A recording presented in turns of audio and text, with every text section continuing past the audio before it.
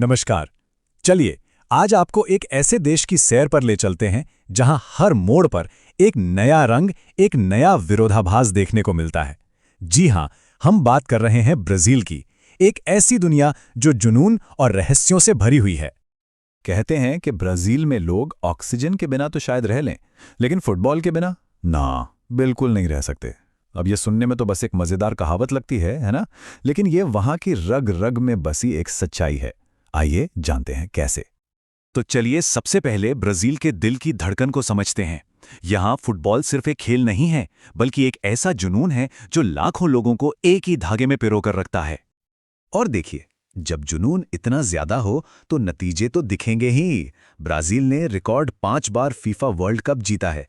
ये अपने आप में फुटबॉल की दुनिया में उनकी बादशाहत को दिखाता है। और इस कामयाबी के पीछे हैं ये दिग्गज, पहले रोनाल्डो, नेमार।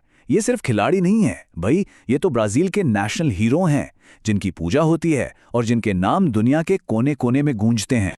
फुटबॉल के मैदान के शोर से दूर चलिए अब ब्राजील के वाइल्ड साइड की तरफ चलते हैं। एक ऐसी दुनिया जो जितनी खूबसूरत है उतनी ही खतरनाक भी। यहीं पर है अमेज़न का जंगल, जिसे धरती के फेफड़े भी कहा जाता है। सोचिए जरा, दुनिया की 20% ऑक्सीजन यहीं से आती है। मतलब ये सिर्फ ब्राजील के लिए नहीं, बल्कि हम सब की जिंदगी का सोर्स है। लेकिन अमेज़न की इस जीवन देने वाली खूबी के ठीक उलट ब्राजील में एक बहुत ही खतरनाक राज भी छुपा है। ये सवाल सच में सोचने पे मजबूर कर देता है। जवाब है स्नेक आइलैंड। जरा सोचकर देखिए, एक ऐसी जगह जहां हर कदम पर 1 से 5 जहरीले सांप मिल सकते हैं। ये इतना खतरनाक है कि यहां आम लोगों का जाना बिल्कुल मना है। यहां से जिंदा लौटना भाई किसी चमत्कार से कम नहीं होगा। और ब्राजील का ये जंगलीपन सिर्फ एक आइलैंड तक ही सीमित नहीं है।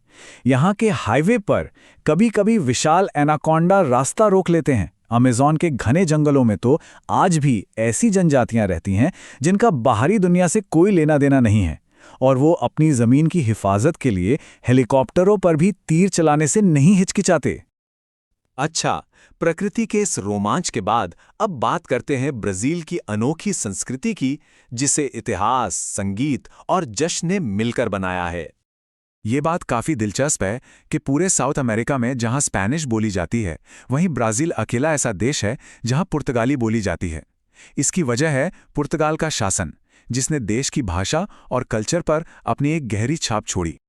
फुटबॉल के बाद अगर कोई चीज़ ब्राज़ीलियों के खून में है तो वो है म्यूजिक। यहाँ की हवा में ही एक धुन है। शाम होते ही सड़कें पार्टियों और नाच गाने से गुलजार हो जाती हैं, मानो जिंदगी अपने आप में ही एक जश्न हो। और इस जश्न का सबसे बड़ा रूप है कार्निवल। ये तो एक ऐसा इवेंट है जिसे पूरी दुनिया जानती है।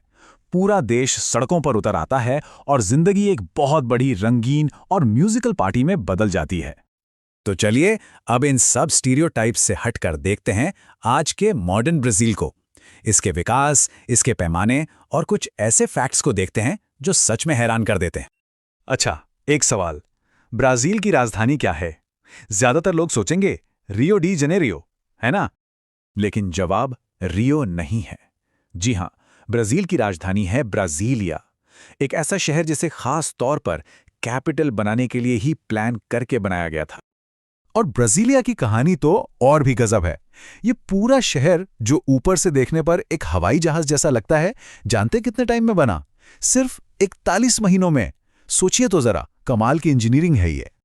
अब जरा कुछ नंबरों पे नजर डालते हैं जो आपको हैरान कर देंगे। साओ पाउलो ने 299 किलोमीटर लंबा दुनिया का सबसे लंबा ट्रैफिक जाम देखा है।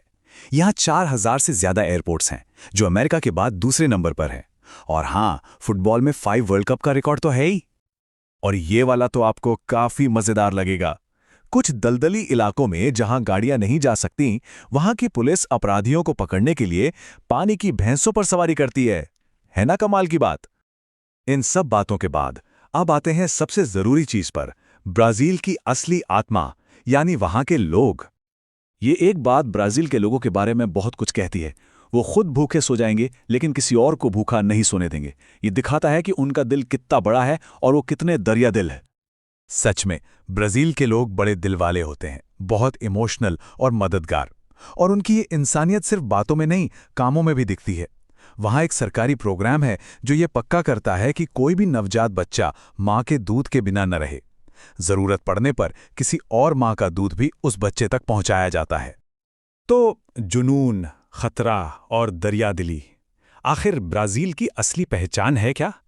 शायद इसकी असली खूबसूरती इसी सवाल में छिपी है। इन सारे विरोधाभासों का जो मिक्सचर है ना, वही इसे दुनिया का सबसे अनोखा और दिलचस्प देश बनाता है।